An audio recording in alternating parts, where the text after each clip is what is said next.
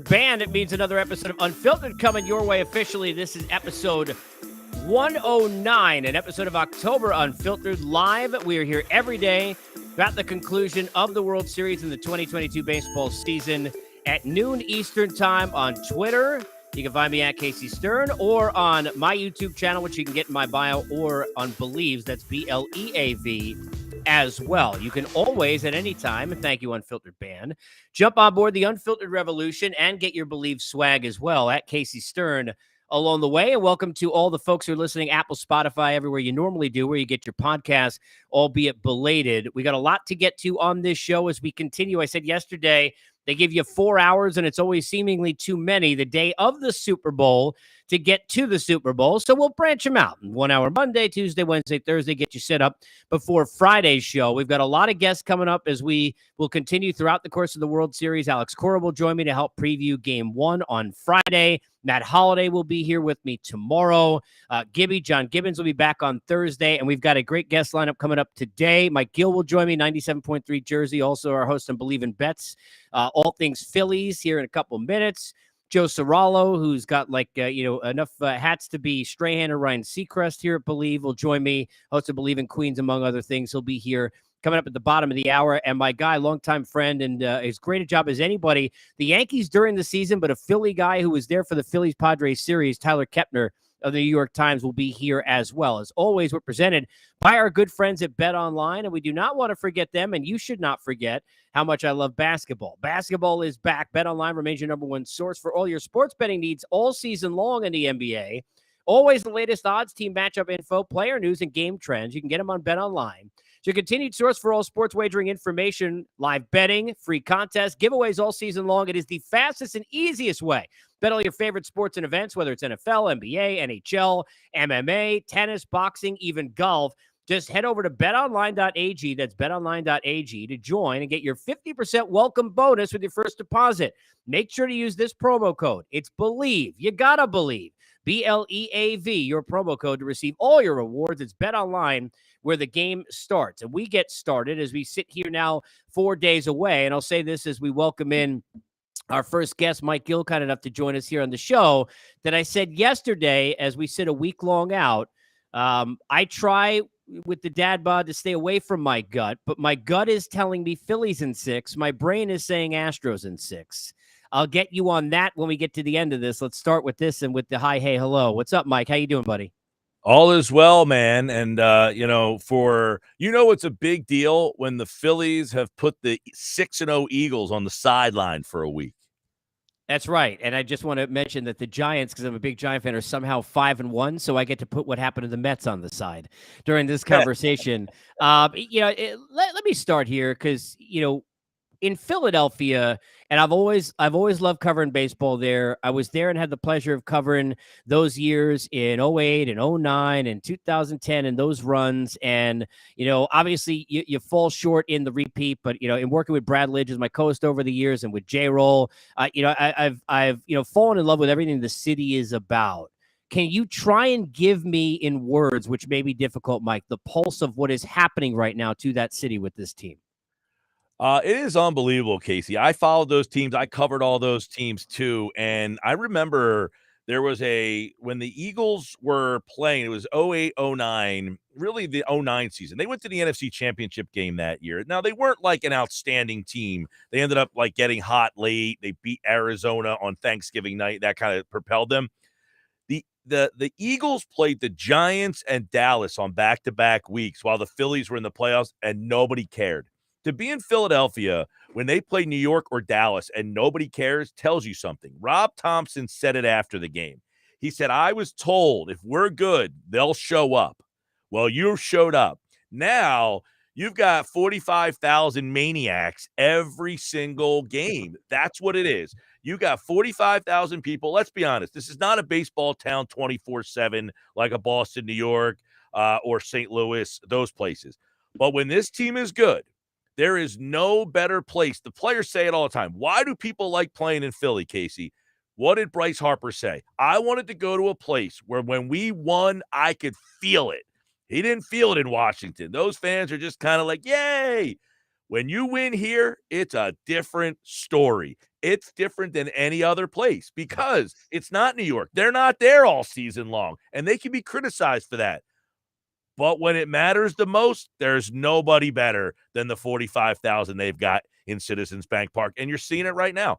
And you earn it. You earn it. And I've said this about, and first of all, it's interesting that you mentioned, Mike, because you're right. Sometimes the sport you're playing is the difference. In Washington, you and I both know this, even though they can't forget the names of the football team in the last couple of years. If it's football in that city, there are diehards. Certainly, you go back from the 80s all across that are there. But with the Nationals, you never feel any of that. I mean, honestly, you just don't. I mean, even it's really a far cry, honestly, from the Orioles, who are sitting there, depending upon traffic, 45 minutes an hour away. Philadelphia, I've seen it with the Flyers. I've seen it with the it really does not seem to matter. There's a falling in love, but they're hard on those players.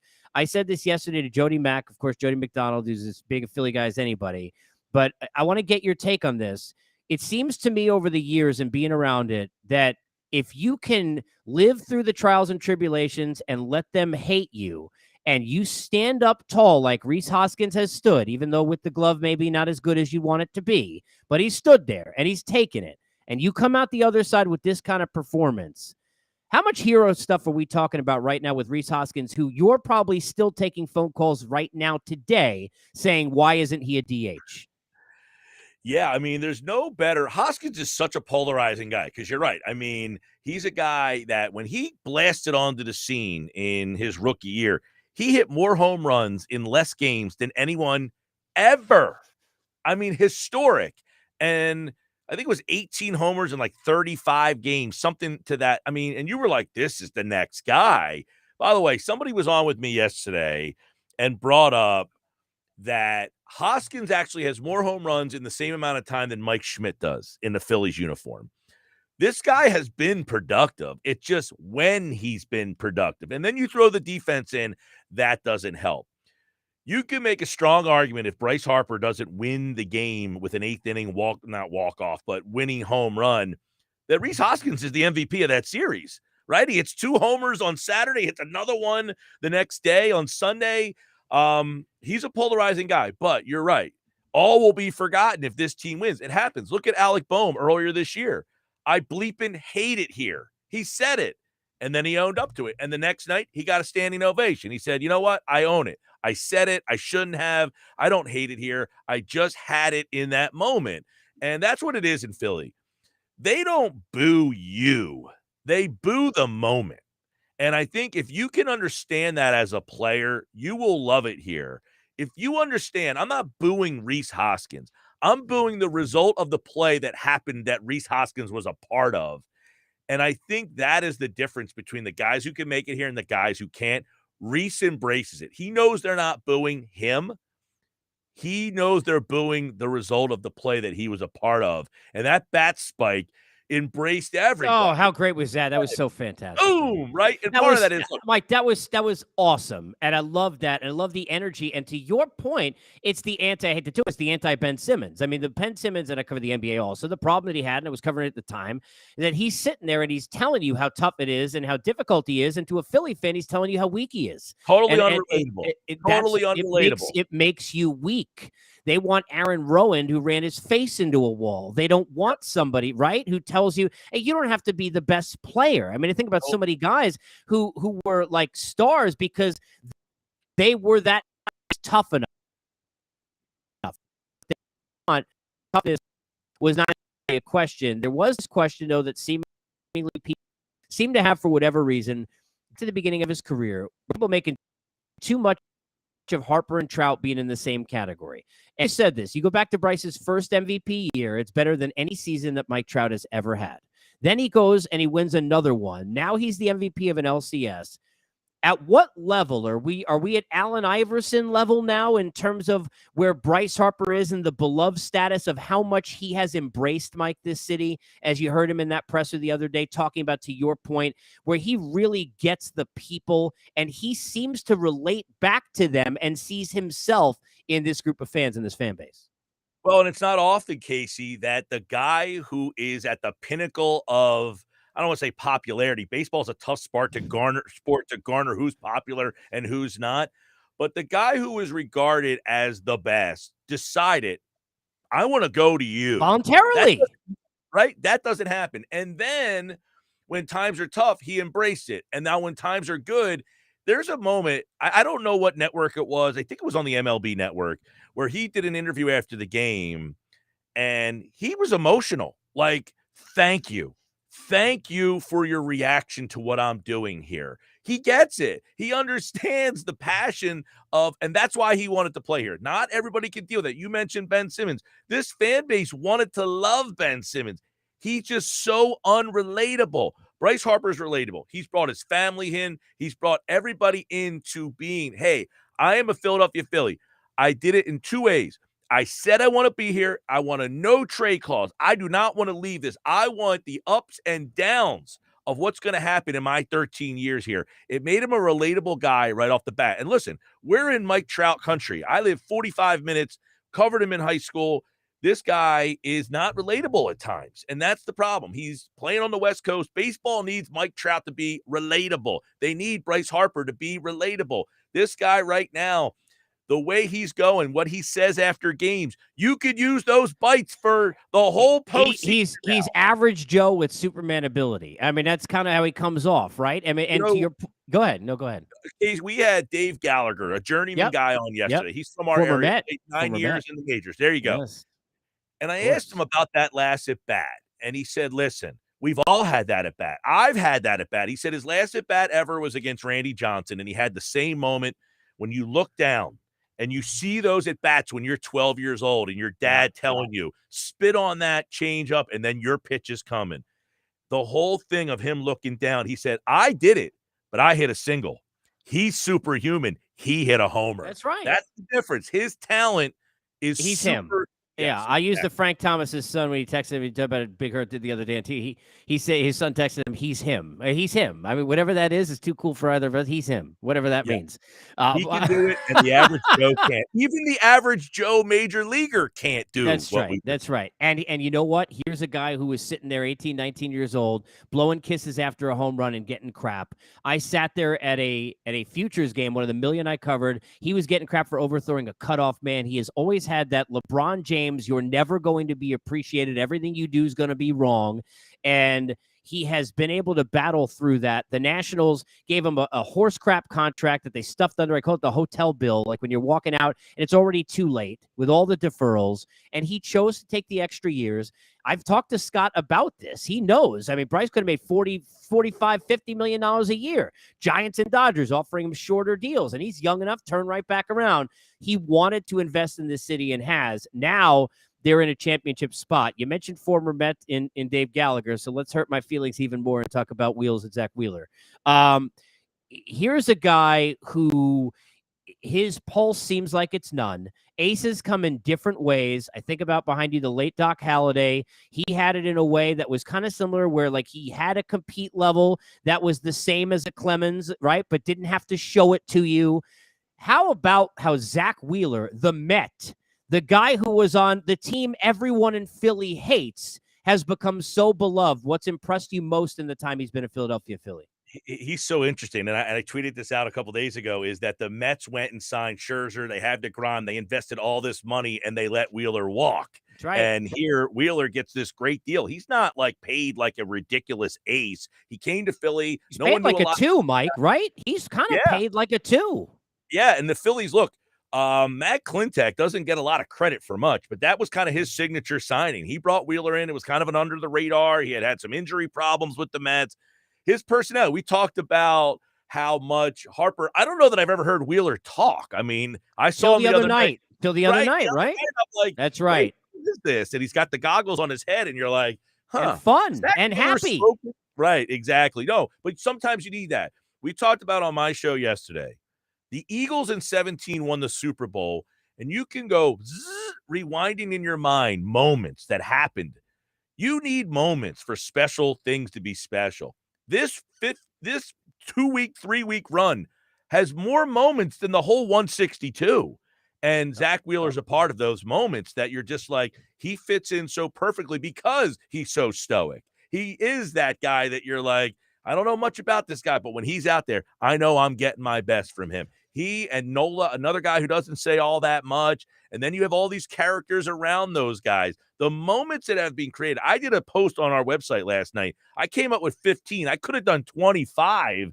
And this is in a 3-week span. That's how crazy what's going on right now is that with this Phillies team. The moment, I mean, think about this. It took us 4 hours yesterday on the show to remember the ball that hit the bag with Cronenworth going up the middle. He's right there. The ball hits the bag and goes right. I said, that's a moment that is like a defining thing in a series. That changed the series. That's just one of 25 or more moments. I forget it. I mean, it's been an unbelievable run, and the momentum is crazy. Chatting here in October Unfiltered with Mike Gill.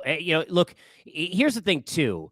When you win in a postseason and you are an underdog, and I said this before the postseason started, and this is why I was not on the Phillies. It wasn't they don't have top end potential in the rotation. They do. It wasn't they can't mash. They can. But teams to beat better teams have to play great within the margins. Normally, you have to be good defensively, good on the base paths. You have to get runners in from third, less than 2 out. How surprised are you that the Phillies, even though there's been some moments, not those kind that you brought up, but the other kind, the Keith Hernandez kind, right? Yes. And I don't mean as a defender, because he's the greatest first baseman ever, but you know what I'm talking about. How surprised are you that they've been able to manage through those as best as they have?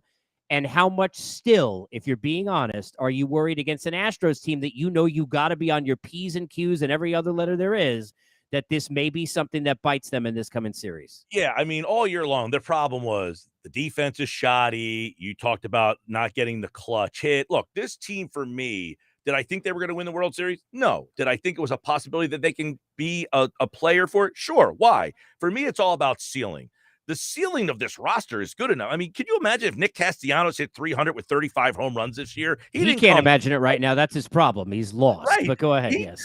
He didn't come close to those numbers, and they're here. They are. But your point is very valid. Is when is that Rhys Hopkins error going to cost them a game, that cost them momentum, that cost them a series? When is Alec Boehm, who has been terrific? He made a couple of terrific plays too, Mike, in this series. He's been terrific, but if you watch him play, people watching, if you don't watch Phillies games, this guy was Little League-esque. He was so bad. Right. Yeah. You've got two corner guys who are tough to watch at times. I mean, Castellanos, we talk about moments. He had the moment in the Braves series. He makes a great catch. He doesn't make that play 9 times out of 10. And the other 8 times, he throws the ball to the wrong bag. He just picks it up. And he wants Soto in the outfield. The Gold Glove candidate, by the way. Let's leave that where it is. Go ahead. Yes. So, yes, all of those things. And here's the big difference. The San Diego's lineup just doesn't have the depth. Their starting pitching didn't have the depth. This Astros team has the depth all everywhere. Everywhere, Mike. Everywhere. And they're starting everywhere. And the lineup. You can't get through the 5-hole. Experience.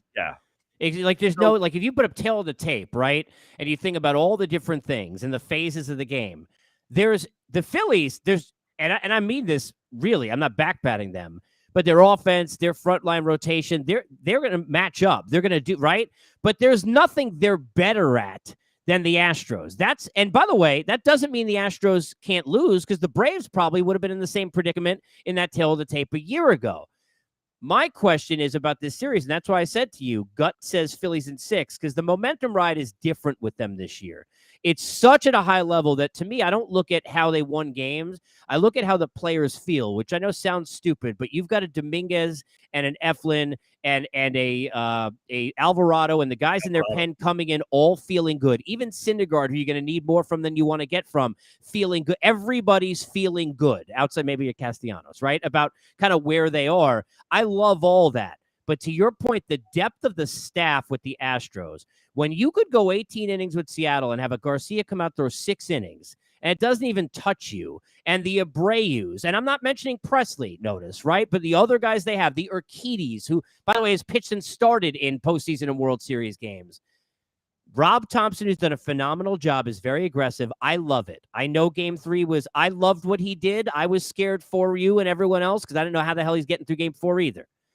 But how worried are you if he manages that way in this series, which he may have to, that you just don't have as many pitching answers as Houston has in that next day in a series like this? Well, that's the difference, right? In the 3 series previously, you had the answers. The other team didn't have the depth. That would be a big problem. Like the game 3 situation, if you have to pitch Bailey Falter and he can't get an out, and then you're going to the rest of the Johnny Full staff here, you're in some trouble against an Astros team. I don't know. And look, I don't know that you can outslug and score 10 runs when you're down 4-0 against this Astros. You No, get probably into not. a Clevenger. I said, my God, thank God he got knocked out. We would have been there till 2:00 in the morning with him dancing, tiptoeing, tapping around. But after Clevenger's out, I mean, they didn't have the depth to get to where they wanted to get to. When they got to where they want to get to, San Diego's tough. Houston's a different story. If they have to get somebody out early, they can withstand that and keep the game at bay until they get it to the guys you didn't mention, Presley and Urquidy and all those guys deep in the bullpen. So I think that's the big thing is the depth of the Astros going to be overwhelming. Here's the difference. I love it. And A-Rod mentioned this on the broadcast, which is A-Rod said, Rob Thompson's playing chess and the other managers right now are playing checkers. He said, analytics guys, take notes of what's going on here. I think right now Rob Thompson's going off the gut and he's pushing the right buttons. This layoff, and I'm happy the Astros won because they both had the same layoff. Yeah, you need that. You needed that. You needed right. There's no now. What's he going to do? I think there's been some buzz that they're going to throw Nola in game 1 instead of Wheeler. Right, so that changes the dynamic. They're going to go Nola possibly. I don't know if that's official.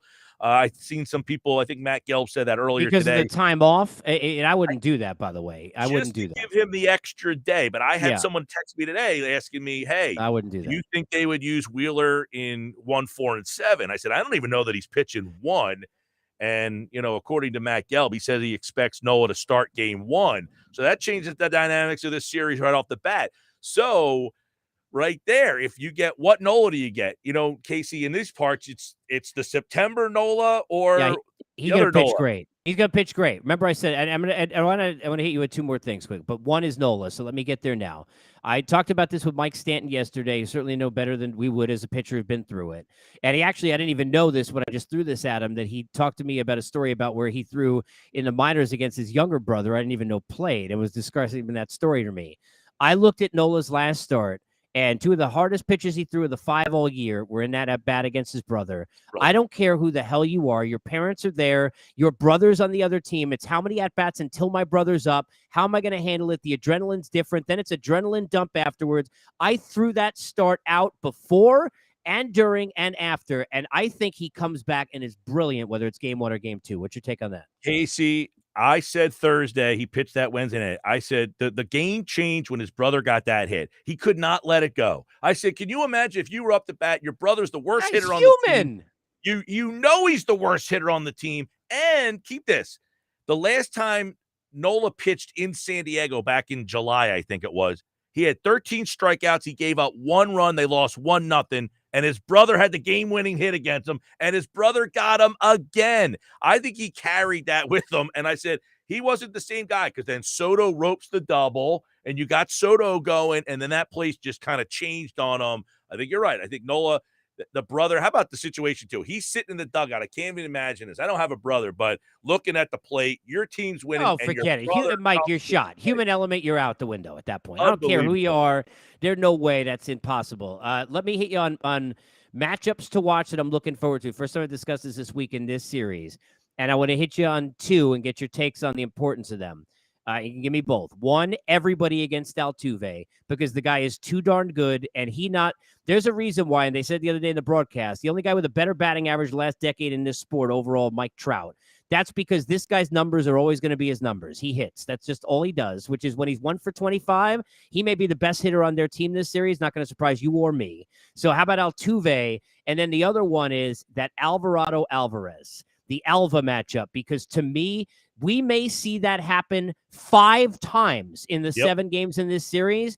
And Alvarez is not some typical lefty. And if Alvarado, who sometimes takes a couple of pitches, you and I both know this, to kind of lock in, leaks a fastball over, it's going to turn around. How about those 2 matchups here in this series?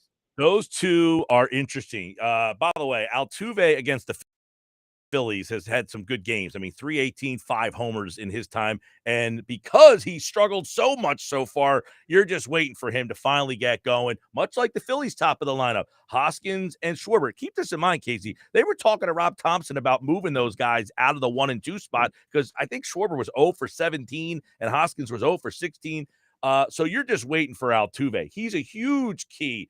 But the other one, Alvarado, I have such a hard time coming to terms with he is what he is right now. This guy got sent to AAA in July. He was banished, could not throw strikes, couldn't trust him a lick, and now he's the best left-handed guy in all of baseball. Thompson said it. He is there to pitch to Soto. That's what he's there for. The Phillies don't have a closer. They have pockets, right? They find where you are in the lineup. They'll bring Dominguez in the sixth and pitch with no plan, right? With no plan, Mike, seemingly. Right. I mean, let's be fair. If they think that's the most important part in the game, they'll go. Like if I say you're top of the lineups in the 6th, I'll have him pitch the 6th and the 7th, Alvarado the 8th, and I'll use Eflin or Robertson to pitch the 9th because that means that 9th inning, that pocket will be the bottom of the order. So it's very unconventional, but you're right. The lefty, Alvarado, I cannot and Alvarez, believe no normal lefty, Mike. And now, look, I know we're talking about Juan Soto, who's not either, but Alvarez against lefties it's stupid. His splits, in a lot of big spots, he's better against lefties than he is against righties. Robbie Ray, who, by the way, won a Cy Young, I know he's coming out of the bullpen, came in because they're like, okay, we got to hold it here. And Alvarado's like, screw that, and just hit a home run off him. I mean, Robbie Ray, not an easy dude for somebody who hasn't seen him all game to just go face. The guy won a Cy Young 2 years ago. That's going to be one to watch. I'm looking forward to that, Mike. That Alvarado, that Alva matchup, Alvarado-Alvarez, going to happen a lot in this series. And keep in mind, you mentioned Alvarado's a guy, a lefty who throws 101 miles an hour routinely. But good as he has been, he gave up the homer to Yepez in the Cardinals series. People forget that. He was the one who gave up that homer to make it 2-0. And then the Phillies had the 6-run inning in the 9th to kind of take it over. But that was one where he did give up the long ball. I hate to say it and be that guy. I'm just waiting for the moment because he struggles throwing strikes. Not as bad as he did, but he did walk a guy the other night. You can't do that against this team. No, Mr. To your point, and this is fantastic. I'll let you run. I'll have you back on before the series are over. You cannot, you and I both know this. They gotten away with it so far. The Astros aren't the Padres. You don't give them extra chances. You don't give them extra mistakes. Just ask Garrett Cole when he watched Bader and that drop and say, I got you. And then guess who got in the next at-bat with a homer. Mike, appreciate you, buddy. We'll do this again, and we'll talk soon. Thanks so much for the spot. Fantastic stuff, man. Absolutely, Casey. Take care, bud. Appreciate you. There's Mike Gill. Great job from him. We appreciate that. We'll have him back on here before the series is out. 97.3 Jersey and Believe in Bets. That's BLEAV. Joe Soralo, speaking of which, from here at Believe, coming up in a couple. Tyler Kepner, my guy at the New York Times as well. The thing about the lefties that are presented by the Astros is, and they got more than one. Look, Tucker hits lefties well. These are not normal left-handers. These are not normal lefties where, look, you never know what's going to happen anyway. I remember covering it years ago. Here's a name, Robinson Cano, back when he was good, long time ago. And when we believed him, long time ago. I remember a situation where they're facing, I think it's Texas in a series. I'm pretty sure. And I'm trying to remember the name. There was some lefty that literally Cano was like 0 for 2 against in the season, and the Rangers had added, and this was a thing. I can't remember the guy's name off the top of my head, but this happened. And they added him to the roster for the LCS specifically. They're like, okay, we got to neutralize Cano. That's how much people are looking for a way just to get a big lefty bat out in a postseason. That's what it's always about. I sat there, I covered the Red Sox when they brought in Mike Myers from the left side to go do that. The Yankees had lefties that they had specifically knowing Big Papi was going to be on the other side. These are the things that you do. The biggest example I could give of any is Javier Lopez, the guy who was on the Pirates at one point during the season, then got traded at a trade deadline to the Giants. Next thing you know, he's getting Utley and Howard out like mad in a series that the Phillies, who were heavily favored, went home, and the Giants went home with a championship for the first time of 3 that they won. Lefties against lefties doesn't work all the time. The guy with Cano gave up a double the one time he faced him in that series. How is it going to be when you see, and you can only use Alvarado one time in that spot. So David Robertson, who's got reverse splits, who's good against lefties, that'll be a guy that you see to maybe try and find a way in a big spot. You're going to feel comfortable with that. Phillies fans, you're going to have to in an Alvarez. Alvarez is a guy to watch, and that's why, to the point of Altuve, when Alvarez and Altuve don't even have big series and they do what they did as a team, and they're sitting there and they haven't lost. Can you imagine what had happened? ... No offense to Nick Castellanos, but that's an even bigger, is that something you'd be interested in? To quote, Bob, whatever his name is it Ryan out in Entourage? Would that be something you'd be interested in? If you sit there, get Altuve at the top and Alvarez who are going. Alvarez very streaky in the postseason. Don't forget, the first time we saw him, 2019, when he was in the postseason, had a very similar situation. He was 1 for 11 to open up. He went 7 for 11 in his next 18 appearances, and we could see him become a big factor in this series. A guy who's a big factor here with us at Believe, and that's because I said, welcome in Joe Sorallo. I said you got as many hats as Seacrest and Strahan on this network. Between, I didn't even know where to start. Believe in Queens, and of course, Joe Sorrell Sports, which is on Sports Map, and then you've got, I don't even know. I mean, Sorrell Sports Talk, and Believe Me on Stadium. Believe Me on Stadium, and he can help you with your bets if you have enough money to do it. You can get him on Twitter at the Joe Sorrello, who's the only one who could do all of that and still sleep at night. And he's up this morning on the West Coast. Joe, appreciate you, buddy. Thank you for doing this. Thanks so much for having me, Casey. And don't be fooled, I don't sleep much. All right, well, me neither. I got 3 kids and too many sports and teams that are, horse and the poop that goes with it, as you know, because we root for one with the 86 plaque that's sitting there back there, but we'll forget that.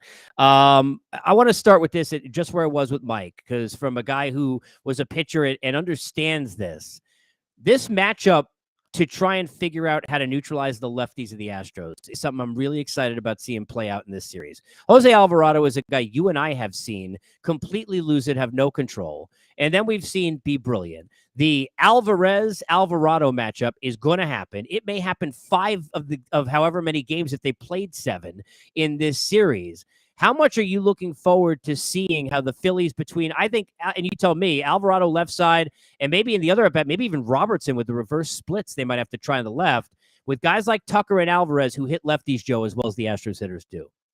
Yeah, so I'm glad you touched on David Robertson there, because I actually think that's going to be a more intriguing matchup, Robertson versus Alvarez, because Robertson's proven to be, like you said, way more effective against lefties than righties. And Yordan Alvarez hits lefties just as well, if not better, than righties. So I don't know if Alvarado is going to be a huge factor when it comes to Alvarez, maybe a little more so for Kyle Tucker. I mean, Alvarado comes out there throwing straight cheddar, right? The guy's touching, especially in October when adrenaline's up. Guys are up, 2-3 ticks. Alvarado's touching triple digits. But Alvarez can hit it. I mean, who's got better bat speed in the game today than Yordan Alvarez? So I'm not so much worried about Alvarado. It's more Robertson with the off-speed stuff, the junk, tailing away from Alvarez. I think that's going to be a real intriguing matchup, especially because this is why the Phillies went out and got Robertson in July. I mean, it was for moments like this. You and I watched the Phillies play. We watched them play all year. We watched Keith Hernandez make fun of the fundies. We saw all the things that literally happened. The Mets and the Braves both beat the crap out of them. How stunned, surprised, what word are you using, are you to see the Philadelphia Phillies in the World Series when you take yourself back to the Joe Sorallo 3 weeks ago in your head and what you thought of the Philadelphia Phillies? Yeah, I mean, I didn't think much of them when Verlander was throwing, 5 no-hit innings, just 1 walk shy of 5 perfect innings against them, and the Cubs swept them just like they swept us in September. I didn't think a whole lot of this Philly team. I'm definitely shocked, but I'm not as disheartened as most Met fans. I mean, look, I'm not rooting for Philly by any stretch of the imagination. I'm rooting for Houston. People, may want to kill me for saying that. They may want to yell, "Oh, cheaters!" You got the colors on, it looks like. I thought you had Astros gear on. Okay, yeah, no, it's last year's Super Bowl gear, but yeah, it's the blue and orange. And look, I love Dusty Baker. How could you not? The same way that we love Buck Showalter, and the same sentiment that I hold with Showalter. I always say whenever he's on the diamond, he's the smartest guy there. I feel the same way about Dusty Baker. So I've said all year, if it wasn't going to be the Mets this year, I want it to be Houston. I wish it was Houston last year instead of Atlanta.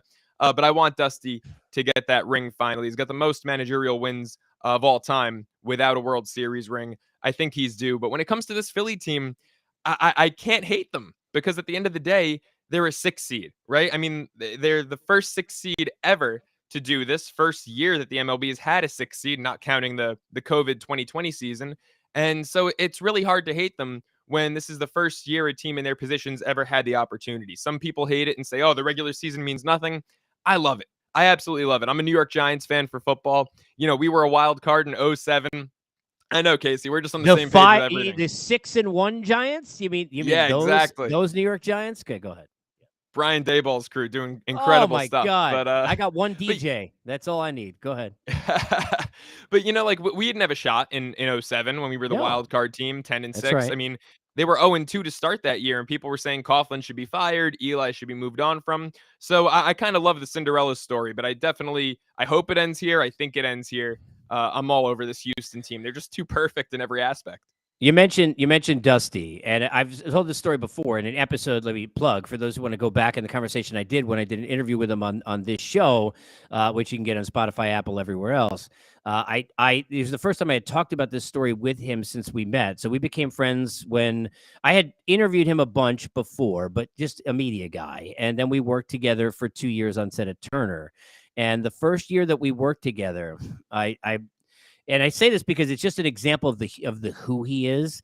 So we had just had our first day, and it was the second morning before we were going to go and do our production meetings and all that stuff. And he asked me to come down to the bottom of the hotel and meet him at the bottom of the hotel. And I didn't know why. And when I got down to the bottom of the hotel, he walked me over to the concierge area here in Atlanta, and he had set up a 1-hour massage for me. Okay, because he wanted to thank me. He wanted to thank me for how comfortable I made him feel in the first day that he was there with a new team and doing a gig. I'm like, are you thanking me? That's who he is. He's also the only guy I've ever talked to since like 1990 who calls you from a hotel room phone to another hotel room phone. So that's another thing. Because who the hell does that? You know, when you get that blinking light and it's like, nobody, it must be, I left the thing on the door, do not disturb. But Dusty leaves voice. He's such a sincere guy. That team has been through so much where everybody's hated them. Do you think enough is made of how much he's buffered that because he's been there? That, you know, obviously COVID, they didn't have to go through, Joe, the gauntlet with the fan base that they would have, right, if they didn't have the stick figures. But how much do you think Dusty has helped for some of those players to at least alleviate as much as possible all of that outside noise that could have affected what now have been back-to-back World Series runs? In the locker room, I think he's helped a ton. I think in that locker room, he's been incredibly instrumental. Look, Dusty's been through it all, right? Don't forget, you want to talk about controversy? The guy was Barry Bonds' manager for years in San Francisco. Jeff Kent. So, yeah, Jeff Kent, former New York Met Jeff Kent. So, yeah, Dusty's, he's been through it all. There's no better leader. You know, you get a guy like Dusty, a guy like, I'll bring Buck back into this. And I think they're the perfect solution for something that Houston went through. So in the locker room, I think he's been great. I will say to the rest of America, I don't think people can separate this current Astros team from the Astros team of 5 years ago in 2017. Everyone I talk to, they label them cheaters, frauds. Still. But like now, Kyle Tucker, Tucker wasn't even there. McCormick's not on the team. Alvarez was in the Dodgers farm system. Alvarez isn't there. I mean, Verlander's a pitcher. Framber Valdez is a pitcher. You know what I'm saying? It's like, so we're talking about Bregman, Altuve, really. Two people. Exactly. But people still just hate the Astros. And I always say my argument, even before I get to Alvarez, before I get to Tucker, my argument's always, come on, how could you hate Dusty Baker? He is an all-time good guy. He is the perfect guy to be, I mean, maybe when you think face of the franchise, you think a player, but the leader, the manager, he's buffered Dusty's the perfect guy. Joe. He buffered all that for them. This series, I said yesterday, gut on the momentum side with the Phillies is so heavy in their favor because of what they've been through. And you may think, some people say, well, the Astros has been easier. One of the things I can't get away from, and I'm not rooting for the Phillies, but to your point, and I'll be fair, even Met fans hate this, like I've never considered Bryce Harper a player I hated. Like I like a lot of the things that he's about, and I have no problem with that. Schwarber's a really likable guy. I don't know who could have an issue with him. Rhys Hoskins, a guy who's been crapped on by that city as much as he has, to have the fortitude to be as good as he's been, I'm all for that. They don't have the depth answers with pitching that Houston has. How is Rob Thompson going to manage like he did in game 3 of the last series where he's like, heck, I got to win this game. I don't care what the hell happens tomorrow. When the next day the Astros could throw the Luis Garcias that throws 6 innings in an 18-inning game, or Urquidy, Abreu. We're not mentioning Presley. We're not mentioning starters. Is that the story of this series, the depth of pitching for you? Where's the biggest difference maker? Casey, you hit the nail on the head. So when I was preparing to come on this last night and I was thinking about talking points, Luis Garcia and Jose Urquidy were two major talking points. So you took the words right out of my mouth. And it's true because, if you're Philadelphia, you really only have 3 starters, right? This team is constructed beautifully for the NLDS, for a 5-game series. And they got lucky, frankly, with Bailey Falter to win that game with him on the mound, right? They should not have won that game. They give up a 4 spot in the top of the first. It was all about the bats. With Houston, if one of their starters has an off day, you've got Urquidy, you've got Garcia. They can go in and shove for 5+ innings. If you're Philadelphia, you really only have 3 solid starters. We don't want to see Kyle Gibson with his 5+ ERA. Noah Syndergaard can't go more than 2 innings right now. The Philadelphia Phillies have 3 reliable starters. If just one of them, no pun intended, falters and slips up a little bit, Philly's really in trouble for the rest of the series. Whereas Houston, figure you got Verlander, Valdez games 1 and 2. You can have a slip up by a Christian Javier or a Lance McCullers, and you can recover and not do long-term damage to your bullpen, which, by the way, that Houston bullpen, bullpens are the ultimate equalizer, and that's the best bullpen in the sport, right? I know regular season, I believe the Dodgers had the best bullpen ERA. I said coming into the playoffs, I did not trust the Dodgers bullpen in high leverage situations. Me neither. You and me both. You didn't even have a 9th inning guy. Houston's got 4 9th inning guys. Oh, and Presley and honestly, spinning it, Joe. Forget it. He's unhittable right now. Presley's great. I think he's probably their 3rd best reliever. You Abreu's been brilliant. First Abreu, of all, Hector Neris. Yeah. Oh, yeah. And speaking of Phillies, by the way, the Neris Bowl. Who knew that was going to happen? My God. Right. And then, Montero's come back down to earth a little bit. He's running up some high pitch counts. When he's on, he's been phenomenal. But the guy who I'm impressed with the most is Ryan Stanek. I think his stuff is probably the filthiest out of that bullpen. So, Presley, we saw against Seattle, I believe it was, he got out of trouble, but gave up a lot of hard contact in that Seattle series. Might have been like game 1 against the Yankees too. It's just that Houston can run a million guys out there. And if one guy's too tired, they can have another guy step up and close. And it's hard to close, period. It's really hard to close in the playoffs. And Houston has 3-4 guys who can do it. And guys with experience, people forget McCullers has started at Game 7. He's coming out of the bullpen into Game 7. Is there. And look, even though different machinations, in 2017, Morton and him closing out of Game 7 together, and starters coming in as relievers. They've got all the answers. By the way, your answer on whether or not people have forgotten about the Astros, these certainly are not. They're not forgotten by most people. I don't think it's Charles Barkley, but Charles gets in and says, "No matter the Astros got away with murder and they didn't get punished for it. Maybe a little bit extreme, but just to tell you the hatred that people have for the Astros." I want to ask you this last one, and I'll bug you before the series is over. Have you back on again? Of all the former Mets in this series, and there's like 2. By the way, if you're a Nationals fan or a Mets fan, this whole last 2 weeks has been just agonizing, painful, worse for the Nats. But I can't even imagine the Harper story now. Watching Soto, I can't even forget it.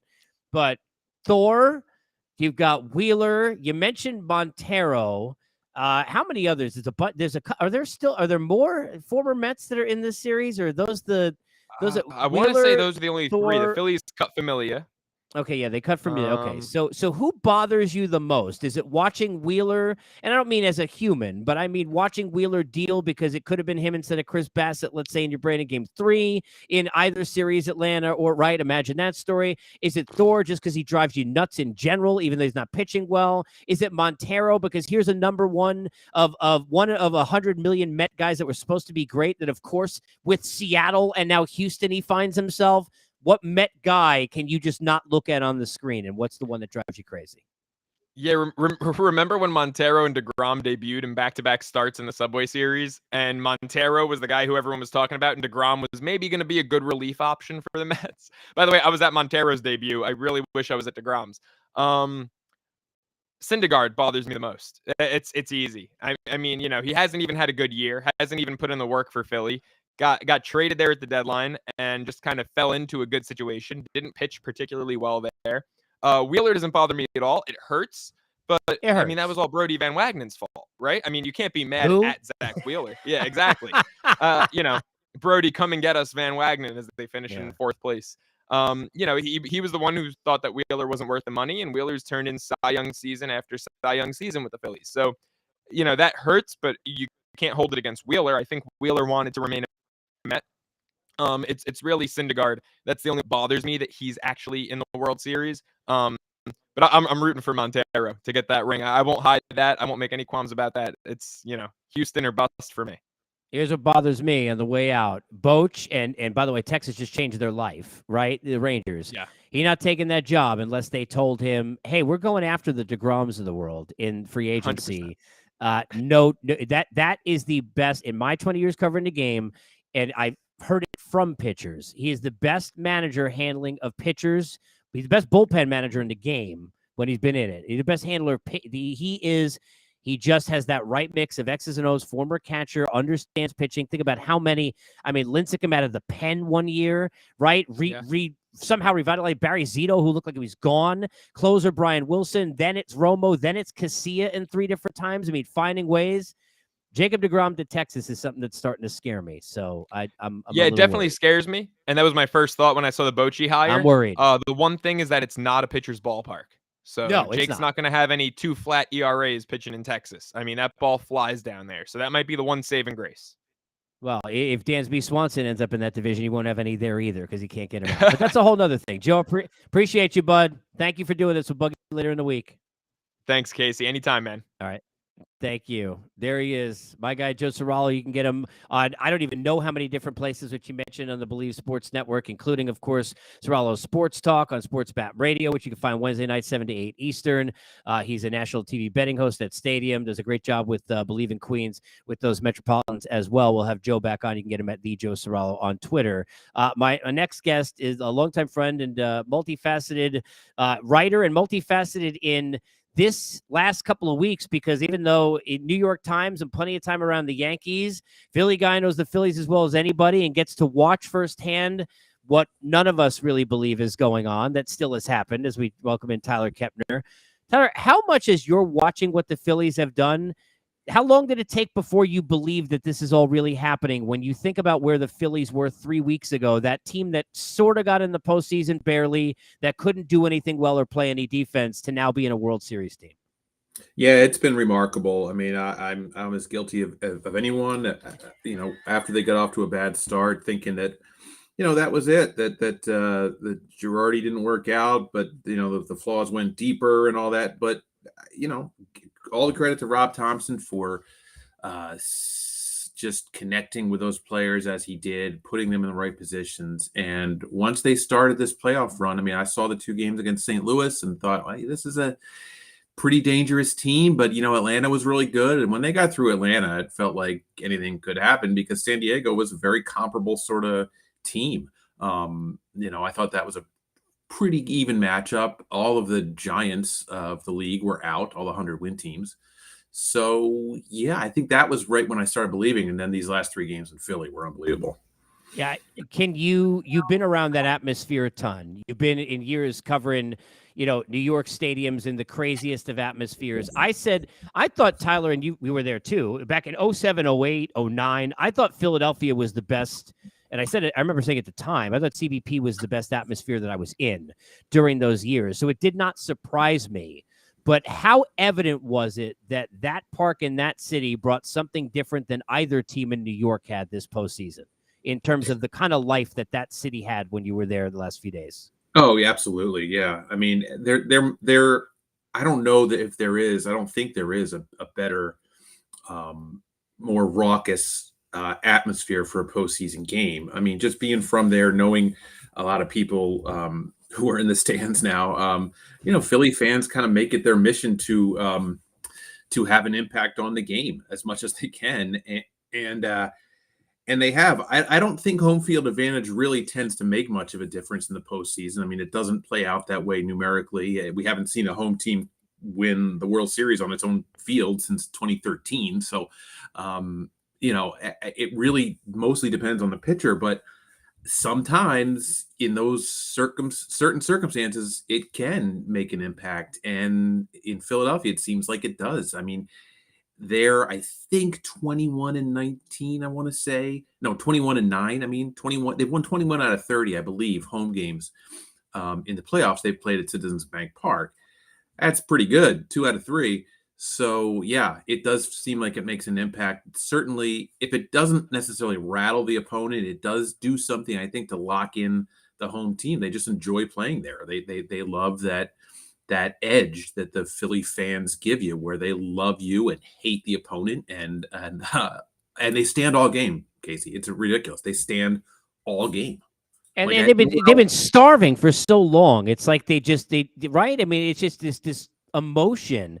That's why, yeah. to me, and I want to talk about a couple of guys specifically, including getting to Bryce, who I know you did a great column on. I want to talk about. I saw somebody tweeted you about this yesterday. I want to bring this up to you anyway. Just the dynamic of how it started and where we are now, as they say on memes and Twitter for Hamels v. Harper and now Harper the Philly. I want to get into that and just what he's done. But how about Rhys Hoskins? How much does he kind of emulate everything a Philly fan needs to see from a guy that eventually they love? We hate you. We crush you. You're never good enough. The defense isn't good enough. You weren't the guy you were in the first games where you hit the 18 home runs, and you stuck there and you've stuck straight, right? You're tough and blue collar. And now here you are, a hero.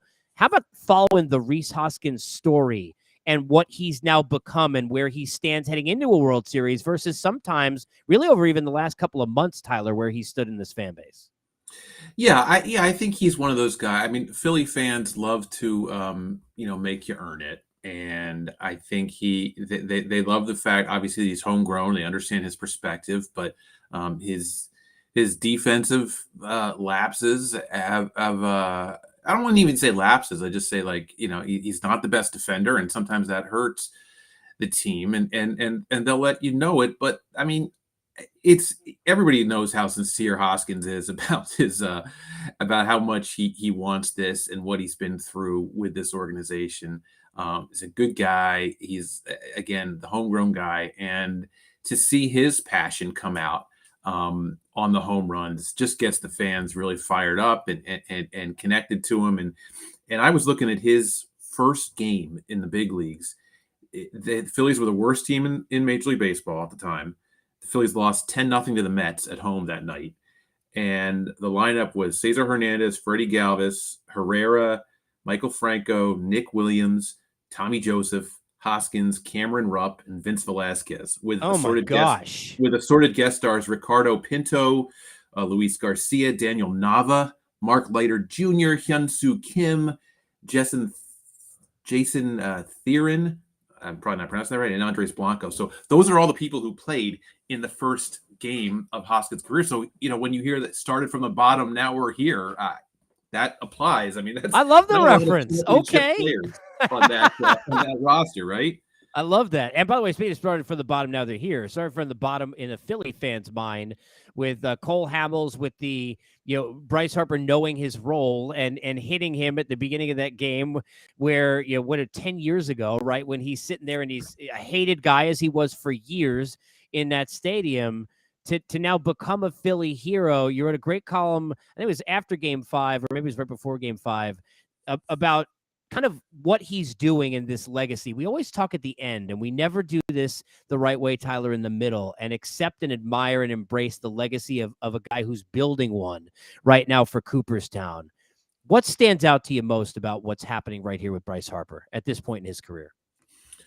Well, I think he did a great job of never looking back. And when he went from Washington to the Phillies, he was just all in right away. The idea that a Scott Boras client would take a contract of 13 years and not have any escape clause in it, no opt out, is remarkable.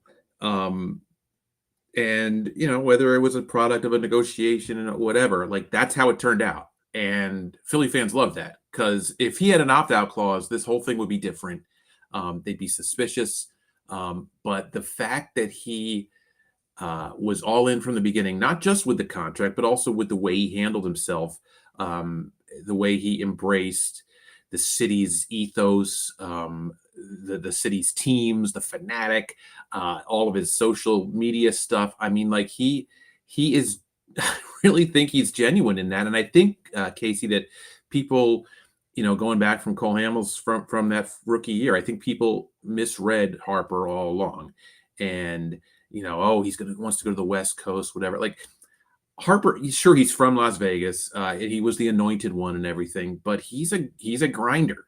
He's exceptionally talented, but also he loves the grind. He's a baseball rat in the best sense. Like, he loves history. I remember talking to him when he was young, and his favorite players were guys who retired before he was born. George Brett, Pete Rose, guys like that. So that's the model that he, I think, aspires to. And he likes that tough-edged East Coast vibe. So he's a perfect fit, and obviously he's performed even better with the Phillies than he did with Washington. And to see a great player do an all-time great thing the other day when everyone in the ballpark is hoping that he'll do it, and he does it, that's the stuff that makes you a legend. Yeah, it's pretty amazing theater. I want to ask you one more in this and then one on the way out on the Yankees. For anybody to ask this, I'd ask the guy whose book, if you haven't read it, get out there now, folks. And from Doubleday Books, The Grandest Stage of History of the World Series, a guy who's certainly, and we talked about this, and you can get this on Apple, Spotify, everywhere you get your podcast, my conversation with Tyler about his book from a couple of weeks ago.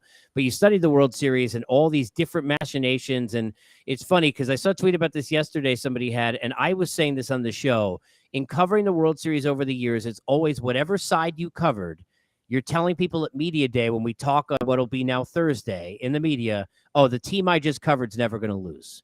There is such momentum. No, you don't understand. They did it thing. I was in the room. I was in the champagne. This team, right? Both sides. They're smiling. Wait, no, you don't understand the team I cover. And then all of a sudden, boom, it's like that. I referenced an example was in being around Texas down the stretch of that season where they knocked the Tigers off 16-5.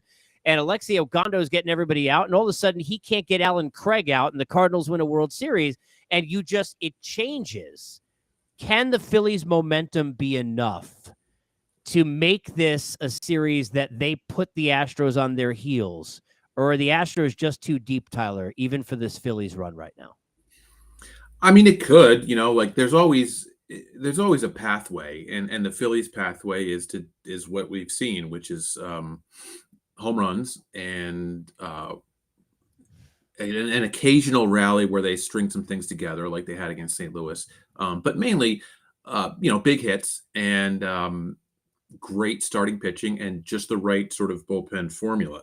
And what I mean is sort of leaning on Wheeler, Nola, Suarez to some extent, but Wheeler and Nola, and then Dominguez and Alvarado and Eflin to some extent in the bullpen. The other guys can contribute. But so it's a somewhat of a more limited, I think, pathway than the Astros have. The Astros are deeper. The Astros are the better team.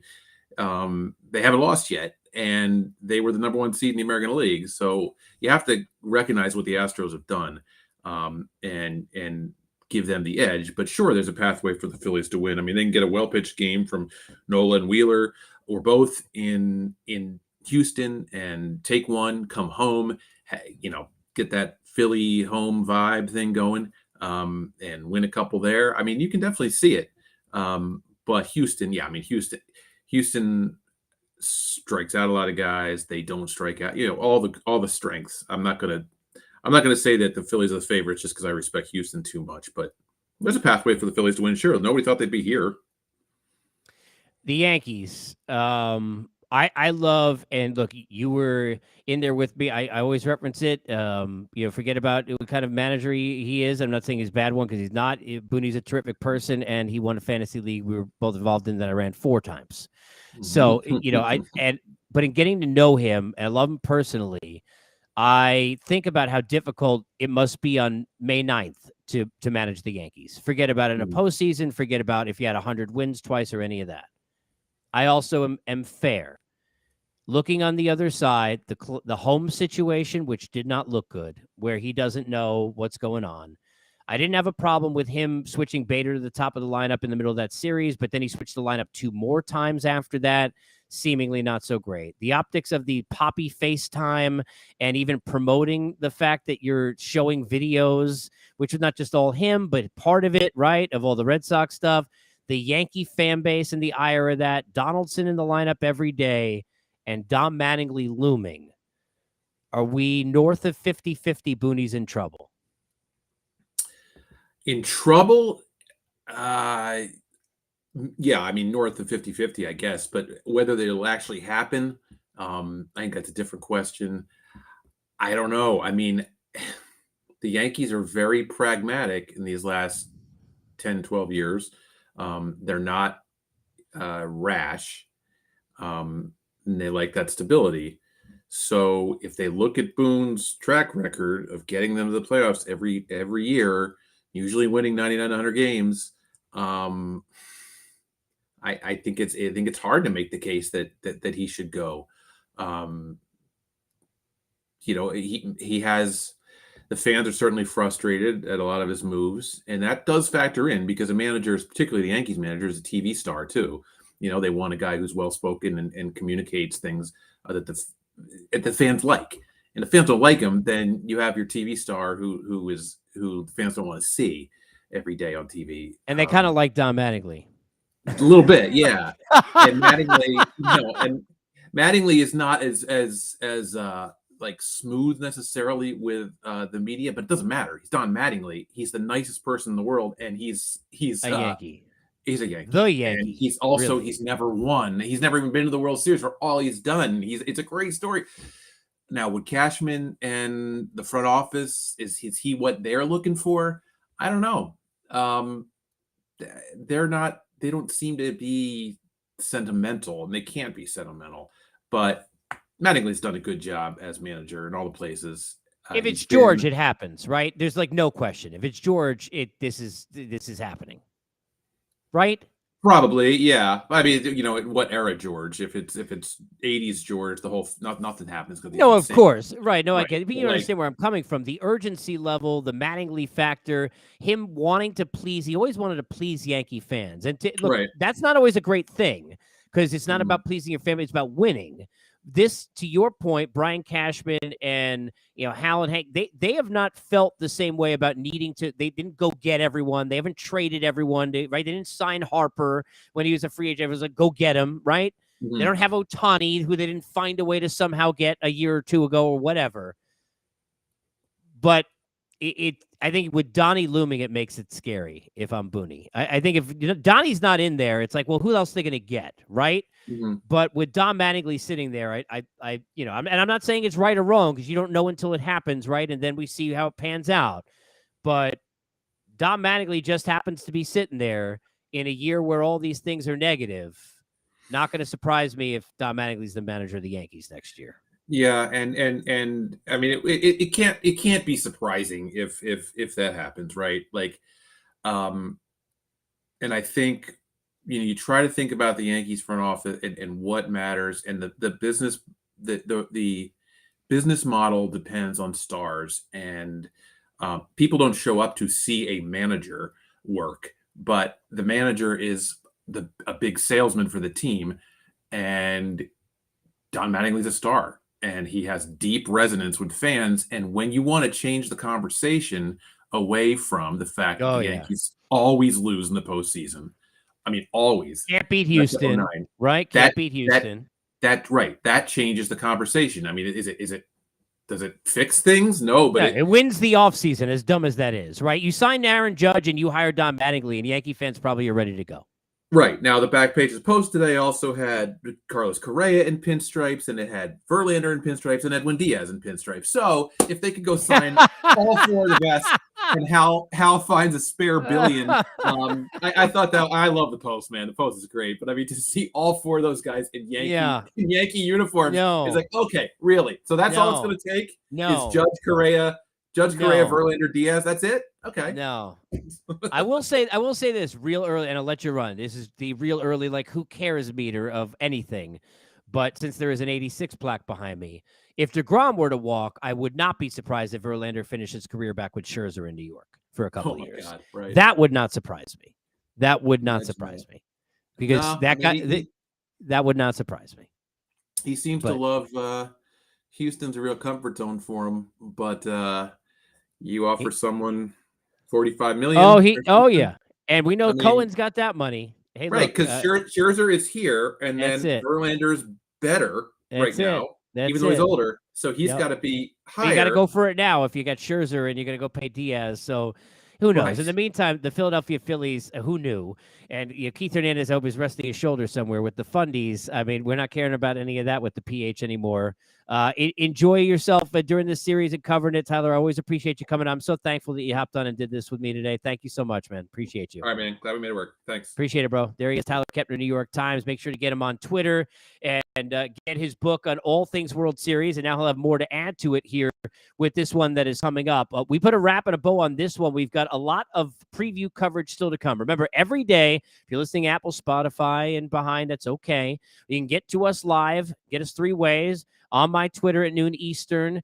Believe's YouTube, BLEAV, noon Eastern, or my YouTube channel, which you can get in my bio. Tomorrow, one of my favorite people in the game and good friends, Matt Holliday, going to join me. We'll rap about all things postseason and get into the World Series and talk about the layoffs and all those different things, him having gone through that. And to me, the premier moment of that in 07, talking about playing in the World Series, the postseason, his thoughts on his buddy Judge and the Yankees and where they sit. And, of course, a full breakdown of the Phillies and the Astros as we sit. Tomorrow, it'll be just over 48 hours away from Game 1. Thursday, John Gibbons going to join me. Looking forward to that. Also, Jeff Blum will be back on board on the Stros. And Alex Cora knows a thing or two about the Stros as the Red Sox manager, does he not? He will join me on Friday Live as well. Billy King coming up this weekend. Long time in Philadelphia running the Sixers. A friend of mine who's going to talk about being a Philadelphia fan. And in the midst of all that, Steve Phillips here in the next few days. A bunch of guests to come. You could follow it all at Casey Stern. Be part of the Unfiltered Revolution. Thank you to our folks who helped make this possible, to our guests for jumping on board today, Mike Gill, Tyler Kepner, Buddy Joe Serralo, and of course, mostly to our folks at Bet Online, because we at October Unfiltered and Unfiltered all year long, presented by